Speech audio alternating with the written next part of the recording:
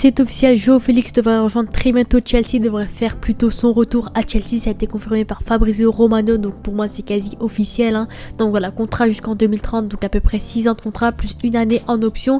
Et apparemment la visite médicale devrait se dérouler d'ici les 24 à 48 heures qui arrivent. Donc à mon avis, franchement, à mon avis, voilà, il sera officialisé d'ici la fin de semaine, je pense. Mais en tout cas, c'est un retour de João Félix en première ligue à Chelsea. Aujourd'hui, on va voir est-ce que c'est un bon choix ou pas. On va analyser le joueur bien entendu. Et à la fin, il y aura une petite partie où on va analyser un peu le style de jeu, quel compo pour Maresca la saison prochaine avec João Félix, avec les nouveaux joueurs qui pourraient arriver également. Et apparemment Gallagher devrait faire le chemin inverse et rejoindre l'Atlético Madrid officiellement, parce qu'on sait que Gallagher de base il avait déjà rejoint le club, ça a capoté, ça a été galère, etc. Mais là normalement ça devrait être officialisé bien entendu pour environ 40 millions d'euros. Donc on va voir un petit peu tout ça aujourd'hui. Donc voilà, juste avant, je voulais un peu voilà présenter un peu João Félix, qui il est, qu'est-ce qu'il a fait cette saison, dans quel club il est passé, etc. Donc lui c'est un jeune talent de 24 ans, enfin un jeune talent, on sait que c'est un éternel espoir, on va pas se le cacher. De base il avait explosé justement à Benfica à l'époque avant de rejoindre l'Atlético pour 127 millions d'euros, mais depuis c'était bien plus compliqué que prévu. Il a fait une première saison plutôt intéressante, mais depuis c'était le néant un petit peu. Il a enchaîné les prêts à Chelsea, au Barça, etc. Mais après c'était un peu compliqué, il y a eu des tensions avec l'Atlético. Cet été il devait absolument quitter le club et là il se retrouve à Chelsea, il fait son retour. Donc on va voir un petit peu si c'est un bon choix ou pas. Donc lui il a 24 ans, c'est un international portugais bien entendu, c'est un joueur toujours aussi intéressant qui a toujours un potentiel. Donc pour moi de ce côté là il n'y a aucun débat, il est plutôt confirmé avec le Portugal avec 41 sélections pour 8 buts, donc ça c'est assez intéressant. Donc voilà, on voit que son poste principal c'est le poste de deuxième attaquant, faux 9 on va dire, et numéro 9. Et on voit qu'avec le Barça il a dépanné en tant qu'ailier gauche. Après on va pas vraiment comptabiliser ce poste là parce que là juste dépanné la saison dernière.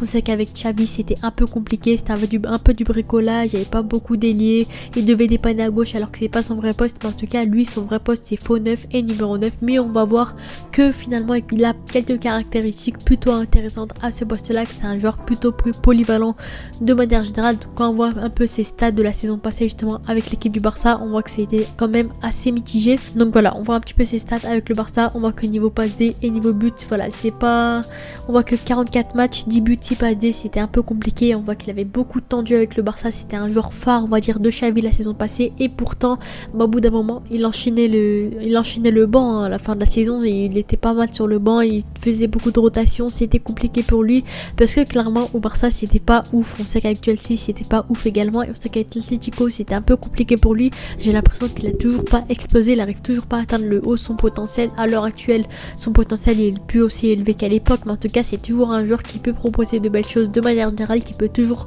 progresser également. Et on voit qu'au niveau global, résultat totaux, on voit que c'est un joueur qui a voilà des stats assez intéressantes, 282 matchs au total, 82 buts, 41 passes D, donc en soi c'est très très intéressant. Et lors de son passage à Chelsea également c'était assez mitigé pour 16 matchs, 4 buts et 0 passes D, donc on voit que c'était pas ouf non plus. Après on sait que Chelsea avait galéré pendant un long moment avec Pochettino, tous les coachs qu'ils ont pu avoir carrément, voilà c'est compliqué de vous citer les coachs exacts où il y avait justement João Félix à l'époque, mais en tout cas on sait qu'il avait fait que 6 mois à Chelsea pour dépanner en hiver. Il est arrivé et c'était un peu compliqué, il enchaînait le banc, des blessures, c'était pas ouf. Et à mon avis à Chelsea ça peut être bien plus intéressant pour son retour. On sait que pour pas mal de joueurs il y a besoin d'un temps d'adaptation on va dire dans un certain club. Là à mon avis il a déjà fait son temps d'adaptation on va dire à Chelsea avec les 6 mois qu'il a pu faire à l'époque, il y a 2 ans, il y a 1 an. Et là à mon avis là ça peut être un point positif pour lui, une bonne expérience comme on dirait, parce que là il rejoint le club. Donc à mon avis il connaît déjà le vestiaire, il connaît déjà un petit peu l'esprit, l'ambiance Chelsea. Après on sait que Boehly il a changé d'équipe chaque année, hein. Mais voilà, vous avez compris ce que je voulais dire. Voilà, il connaît à peu près l'esprit de l'équipe, un petit peu les vestiaires, les joueurs à peu près. Donc en soi ça peut être un point intéressant, ça peut l'aider on va dire à l'intégration du joueur à Chelsea. Il parle anglais, donc franchement pour moi ça peut être un point intéressant dans l'intégration du joueur potentiel dans l'équipe. Après on sait que comme je vous l'ai dit il connaît pas tous les joueurs non plus, il y a pas mal de nouveaux joueurs, mais voilà à mon avis ça peut être un point intéressant. Donc quand on voit ses stats pures, pas ses stats, enfin plutôt ses qualités, ses défauts, un petit peu son style de jeu, on voit que par rapport aux stats, on voit qu'il est très bon au niveau des buts, il marque pas mal de buts, au niveau des XG également sans penalty, total de tirs, on voit que c'est un joueur qui tente pas mal avec environ 3,68 tirs par match, donc c'est plutôt intéressant. Encore une fois il les convertit pas mal, donc ça c'est un point intéressant. Au niveau XG etc c'est intéressant, les touches, les passes progressives reçues, mais en soi on voit que niveau création du jeu niveau passe décisif, action menant en tir, création du jeu, passe progressive, dribble réussi, c'est pas un joueur créatif, on dirait, c'est pas voilà ce maestro, ce numéro 10 qui va vraiment créer le jeu comme Palmer et Nkunku qu'on peut voir déjà à Chelsea, c'est pas celui-là qui va distribuer les ballons, qui va être vraiment intéressant. Lui c'est plus un joueur de finition, c'est plus un numéro 9 comme on dirait, ce joueur qui va juste finir les actions dans la surface de réparation, on lui envoie un bon ballon, lui va marquer les buts, ça c'est déjà un point intéressant que Chelsea pourrait rechercher à l'heure actuelle, mais en tout cas c'est pas un joueur qui va créer, qui va être très bon en dribble, c'est un joueur plutôt intéressant, mais c'est pas le meilleur non plus, il fait partie du top 55, donc en soi c'est pas ouf non plus, enfin 55 centiles, donc c'est pas ouf non plus, donc en tout cas voilà, c'est pas un joueur qui va être très bon dans la création du jeu, mais niveau finition c'est un joueur sur lequel on peut compter, et défensivement c'est pas un joueur très investi non plus, c'est pas le Real Madrid avec qui font des pressings de fou furieux avec Vinicius etc, c'est pas un joueur qui va beaucoup défendre non plus, qui va être très investi, mais c'est un joueur qui fait un minimum d'efforts comme on dirait. Mais voilà, quand on voit un petit peu ça, on voit clairement que c'est un joueur que c'est vraiment un joueur, on va dire numéro 9, le pur numéro 9 qui va marquer des buts, on lui distribue de bons ballons, lui il va convertir les ballons au fond des filets. Quand on voit un peu ses qualités et ses défauts, on voit que son style de jeu notamment, voilà, on voit que par rapport à son style de jeu notamment, je traduis en français, justement il est souvent victime de blessures, il joue souvent le ballon au sol, il aime couper à l'intérieur, il aime dribbler, il aime jouer des passes courtes également, donc ça c'est vraiment un point intéressant.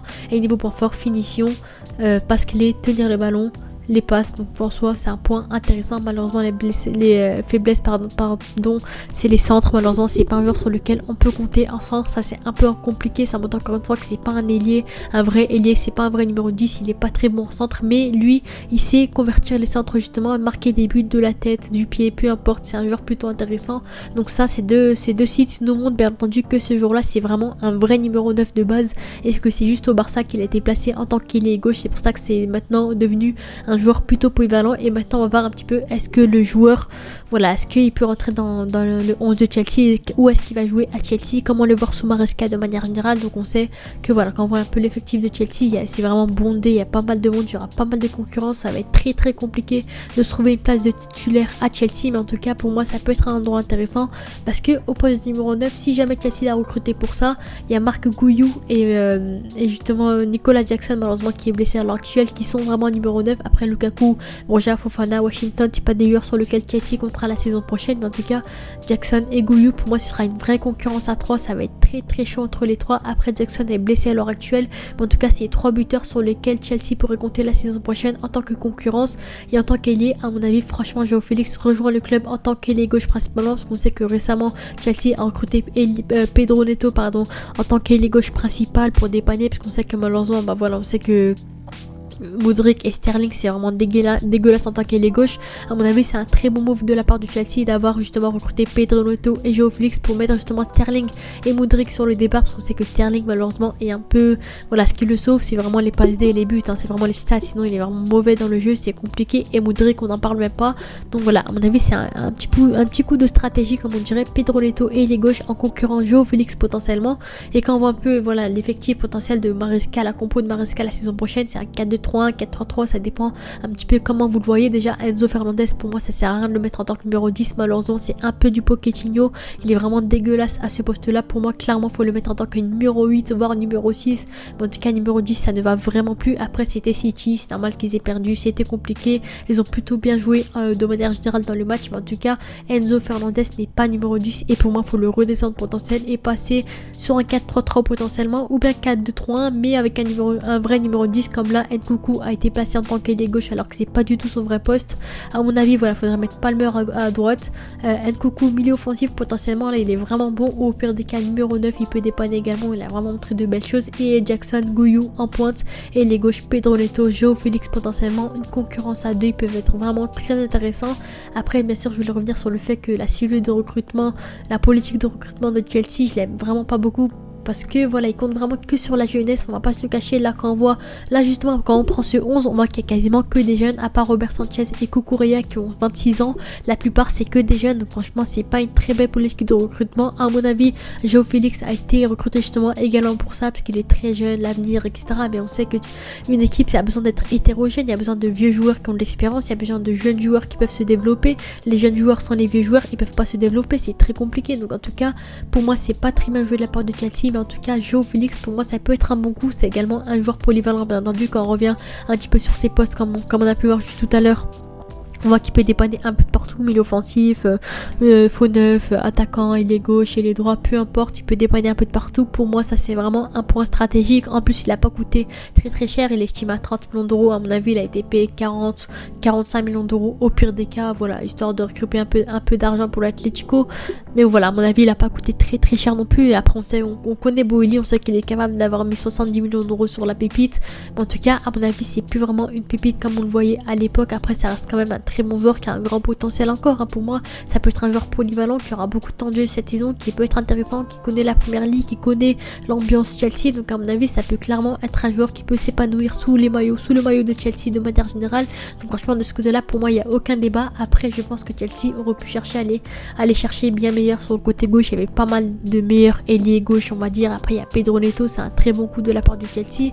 Joao Félix en concurrence, ça peut être intéressant. Après, pour moi, je vous l'ai dit, hein, c'est vraiment un joueur milieu offensif numéro 9. Pour moi, clairement, il faut inverser Joao Félix et Nicolas Jackson. On connaît que, pour moi, un peu, c'est comme Jackson, on va dire, c'est un peu l'inverse de Jackson. Jackson, il est très bon en ailier et en numéro 9 en finition.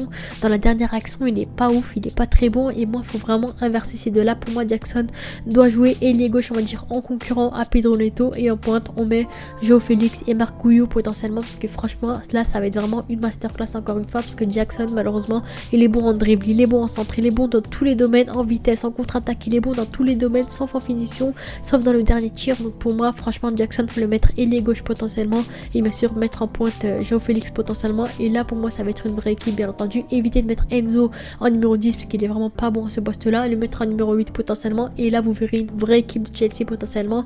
Après, voilà, faut laisser un peu de temps à Maresca, parce qu'il a besoin d'adapter son jeu, on va dire son style de jeu type Leicester à Chelsea. Et là, vous verrez une vraie équipe, bien entendu. Mais en tout cas, je pense que la compo idéale, ce serait, voilà, là, je m'en fous un peu en défense, etc. Mais offensivement, Palmer à droite, Coucou ici, Joao Félix en pointe et bien entendu Pedro Neto concurrent à Nicolas Jackson potentiellement ailier gauche. Et là on verra une vraie équipe de la part de Maresca potentiellement, bien entendu. Mais voilà, en tout cas on sait qu'il y aura beaucoup de concurrence. Je pense que Joao Félix aura largement on va dire son temps de jeu, on va dire. Après on sait qu'il y a beaucoup de concurrence à Chelsea, Palmer, Nkoku, Kellyman, Sterling, Modric, Pedro Neto, Madueke, Angelo, il y a pas mal de joueurs également. Mais en tout cas je pense que ça peut être un point intéressant, bien entendu. Joao Félix, pour moi c'est un bon coup de la part de Chelsea, il fait son retour, etc.